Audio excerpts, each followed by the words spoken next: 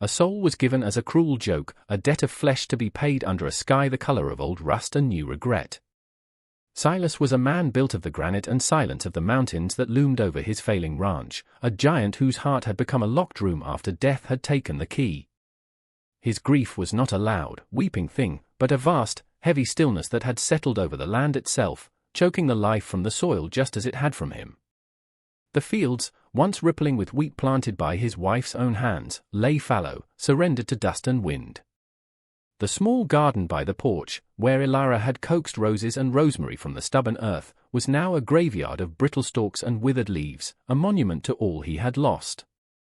He moved through his days like a spectre, his immense frame a shadow haunting the decaying structures of a life that was no longer his.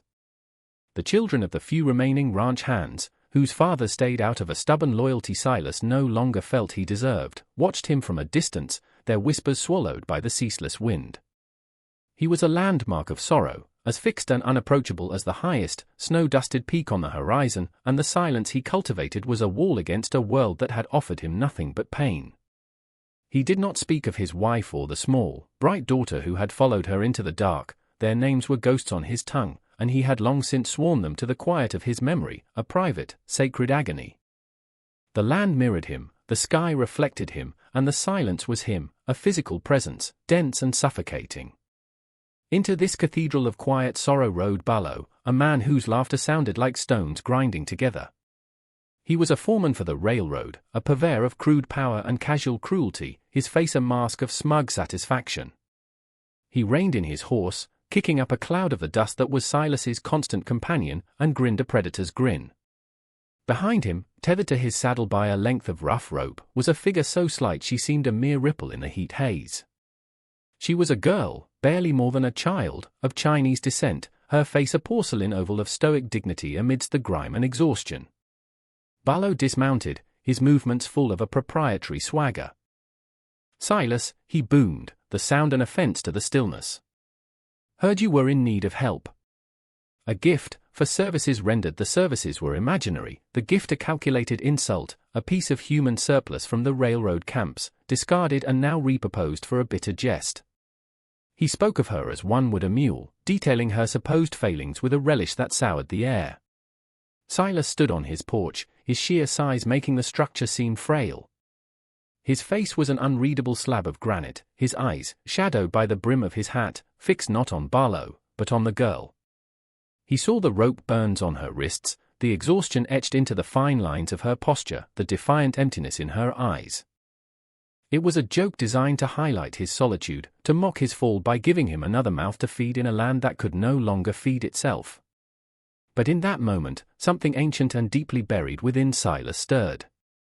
It was not kindness, not yet. It was a profound and sudden refusal. He would not, could not, participate in this specific brand of degradation by turning her away, leaving her to the grinning malice of the man who held her rope. He gave a single, curt nod. Barlow, surprised by the easy acceptance of his cruel gag, laughed again, untied the rope, and tossed it into the dust. He rode away, his amusement echoing until it was finally devoured by the wind, leaving the giant and the girl alone in the vast, indifferent silence. She did not speak. He did not expect her to. For days, she was a wraith of efficiency, a quiet current of motion in the stagnant pools of his home.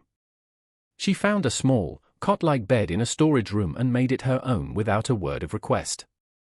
The thick layers of dust that had settled on every surface, a physical manifestation of Silas's apathy, began to recede under her methodical cleaning. She moved with a grace that seemed impossible for one who had endured such hardship, her small hands mending torn linens with stitches so fine they were nearly invisible, her presence a quiet rebuke to the decay he had nurtured. Silas watched her, his observation a silent, constant thing. He would sit on the porch, his gaze lost in the distance, but his awareness was entirely focused on the small figure moving within the dark confines of the house. He watched her from the grimy windows of the barn as she swept the porch, her movements rhythmic and tireless. He saw her pause, her gaze lingering on the skeletal remains of his wife's garden, and for a fleeting second, he felt a phantom ache, a ghost of the protective instinct he thought had been buried forever. The children, those small barometers of the ranch's emotional climate, were her other silent observers. They would peek from behind watering troughs and stacks of hay, their initial fear of this strange newcomer slowly morphing into a wary curiosity. They saw what Silas saw, a profound and resilient stillness, a dignity that needed no words to assert itself. Her silence was not empty, it was a weighted, deliberate thing, a shield and a statement. It harmonized with his own in a way that was unsettlingly familiar, creating a shared quiet that was subtly different from the lonely quiet that had preceded it.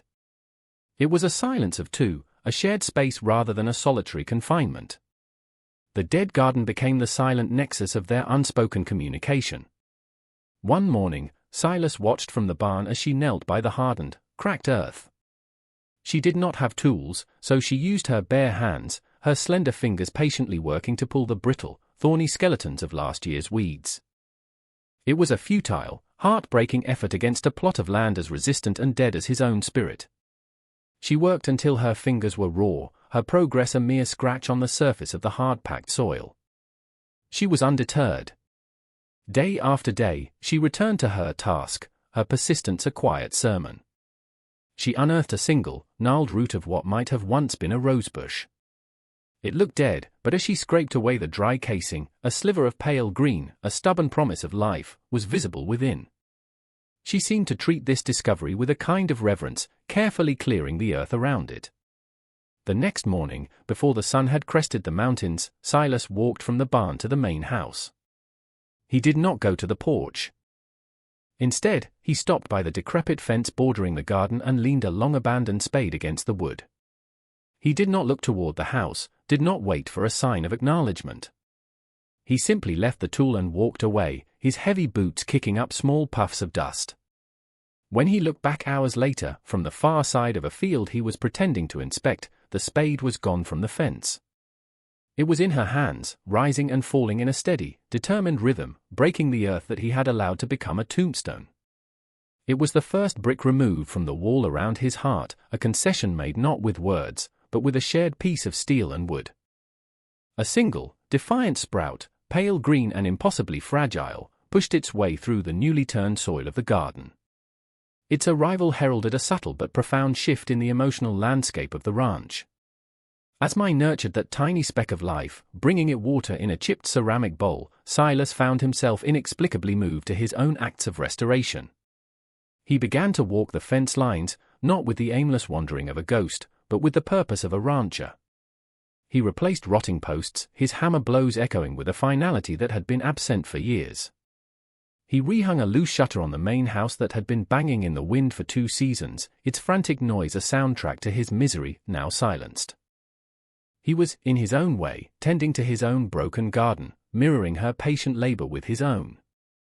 He was rebuilding the container of his life, even if he didn't yet know what he would put inside it. The observer children, emboldened by the changing atmosphere, grew braver. One afternoon, a small, shy girl, the daughter of his foreman, crept to the edge of the now-cherished garden plot and left a single, bright blue wildflower she had picked from the hills. She scurried away before she could be seen, but Mai found the offering later. Silas watched from the porch as she gently picked up the flower, a small, almost imperceptible smile touching her lips. She took it inside and placed it in a jar of water on the windowsill, creating a small, humble shrine to the unexpected kindness. The oppressive weight of the silence began to change its nature. It was no longer a suffocating blanket of grief but a tranquil space of shared, quiet work. The air was still somber, but it was now laced with the clean, earthy scent of turned soil and the faint, sweet perfume of a single, hopeful sprout. A storm, which had been gathering its forces for days, finally broke upon the plains. It was a biblical deluge, the sky turning a bruised purple-black as wind howled like a hungry wolf and rain fell in solid, blinding sheets. The tempest drove everyone indoors, forcing Silas and Mai into the close confines of the ranch house kitchen. Lightning bleached the world white for a split second, followed by a crack of thunder so violent the whole house seemed to shudder in its foundations. A single lantern on the table cast their long, dancing shadows against the walls, creating an intimacy that was both uncomfortable and inevitable. In the flickering light, he saw it clearly for the first time, a thin, silvery scar that cut across the back of her hand, a pale crescent moon against her skin. It was a mark of some past violence, a story of hardship he could only guess at. and looking at it, a feeling surged through him that was fierce and unfamiliar, a clean, sharp anger that was not tangled in the weeds of his own loss. It was purely for her. A wave of protectiveness, so powerful it was a physical shock, washed over him, clearing away the dusty apathy of years. When the storm finally passed, it left the world washed clean, the air smelling of rain and wet earth. The following afternoon, under a sky of brilliant, scrub blue, Silas sat on the porch, working a piece of scrap leather. With a small, sharp knife, he carefully carved a single, elegant character into its surface, a symbol he had seen her trace absently in the dust with her finger. He did not know its meaning, only that it was hers. He left the small leather tag on the porch railing. Later, he saw her pick it up. She stared at it for a long moment, her shoulders trembling slightly.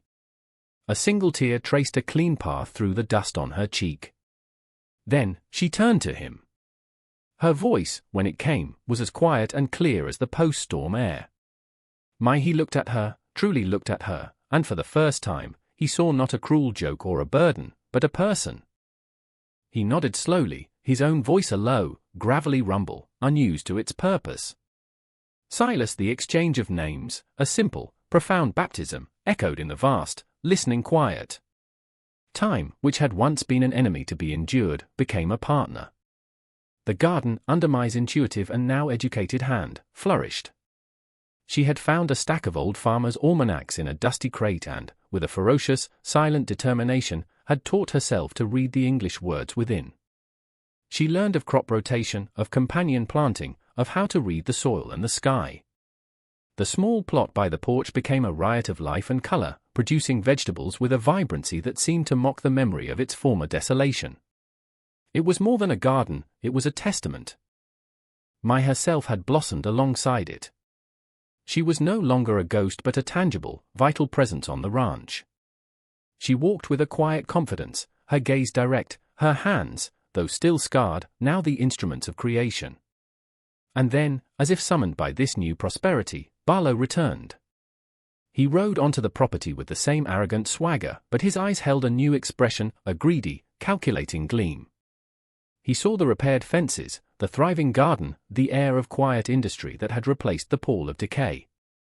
Most of all, he saw Mai. He did not see the quiet girl who had patiently coaxed life from dead earth. He saw an asset whose value had unexpectedly appreciated. She was healthier, stronger, and possessed a quiet dignity that, to a man like Barlow, translated only into a higher price. He dismounted, his intentions a foul stain on the clean air. "Silas," he said, his voice slick with false camaraderie. "I see my little gift has worked out well for you. So well, in fact, I've come to collect her. A man in the next county has offered a handsome price for a proven worker." He looked at Mai as if she were a prize mare, his gaze stripping her of all the humanity she had so painstakingly reclaimed. Barlow took a step toward Mai, his hand outstretched to grab her arm. He moved with the casual assurance of a man who believed the world and everyone in it was his to take. But before his fingers could touch her, a shadow fell over him. Silas had moved from the porch. He did not rush. He did not yell. He simply placed himself between Barlow and Mai, his immense form a sudden and absolute mountain range. For years, he had been a vessel of passive grief, but now, that vessel shattered, and what poured out was a cold, focused rage. Barlow, momentarily startled, sneered. "Get out of the way, old man. This has nothing to do with you, but it had everything to do with Silas. This was his land. This was his home. And this was his charge." The ensuing confrontation was not the drawn-out brawl of saloon stories. It was a terrifyingly swift and brutal display of kinetic force. When Barlow shoved him, Silas did not even rock on his feet. He simply took hold of the front of Barlow's shirt, his massive hand engulfing the fabric, and lifted. Barlow, a man of no small size himself, was hoisted into the air, his feet kicking uselessly, his face a sudden mask of shock and fear. The fight was over before it began. Silas carried him, struggling and cursing, to the edge of the property, the same place where he had first left Mai. He did not kill him. He did not even bloody him. he delivered a far more profound humiliation. He threw him into the dust, the same dust Barlow had kicked up with such arrogance upon his arrival. "Never come back," Silas growled, the two words carrying the weight of 1,000 unspoken threats. Barlow scrambled to his horse and fled, not looking back. The children, who had watched from a safe distance, were not frightened. They were in awe. They had just witnessed their sorrowful giant, their broken protector, become whole again in an act of fierce and final defense. In the aftermath of the violence, a new kind of quiet descended upon the ranch. It was not the dead silence of grief, nor the tense silence of observation. It was a peace, deep and resonant, earned through trial and catharsis. The dust settled, both literally and figuratively. Silas and I stood near the flourishing garden, the air around them humming with the sound of bees and the scent of blooming things. He was no longer a man defined by what he had lost. In the act of protecting Mai, he had reclaimed himself. He was not the broken protector anymore, he was simply, and wholly, a protector. And Mai was no longer merely a resilient survivor, a victim of circumstance. She was a creator, a life-bringer, a scholar of the earth. She held one of the old almanacs, its pages softened with use, and pointed to a diagram illustrating terraced farming techniques, a way to reclaim the sloped, arid hillsides that had long been considered useless. Her finger traced the lines, and he leaned in to look, his large, weathered head bent close to hers. Their communication remained a thing of gestures and shared glances, but it was now a language rich with shared purpose and mutual respect. He was teaching her the deep, ingrained knowledge of this specific land, its moods, its winds, its hidden springs.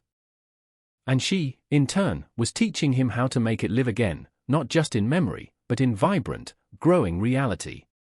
The cruel joke of her arrival had been answered with the profound truth of her presence. Barlow had intended to give him a burden to break him, instead, he had given him a purpose to rebuild him. Silas had been tasked with raising a girl cast off by the world, but in the process, she had raised him from the grave of his own sorrow. The years that followed were written in chapters of green and gold. The single garden plot, the seed of their shared future, expanded season by season. Guided by Mai's knowledge and Silas's strength, they terraced the unforgiving hillsides, transforming barren slopes into cascading steppes of grain and vegetables. The ranch, once a monument to decay, became an oasis of prosperity, its success a quiet legend in the surrounding territories. Mai grew from a girl into a young woman, her quiet dignity now underscored by a deep, earned wisdom. She was a master of the land, her advice sought by other ranchers struggling against the harsh climate. She commanded respect not through noise or force, but through the undeniable proof of her results, the vibrant fields that bloomed under her care. And through it all, Silas was her silent, steadfast guardian, her partner. His grief had not vanished, but it had been transformed. It was no longer a locked room, but a foundation, the deep, solid ground upon which he had built a new life. The memory of his lost family was honored not by paralysis, but by the fierce protection and gentle nurturing of the family he had found. Their final portrait was not one of sorrow, but of triumph. The giant cowboy and the woman he had raised higher than anyone could have imagined, standing together on a hill at sunset, looking out over a legacy of their own making.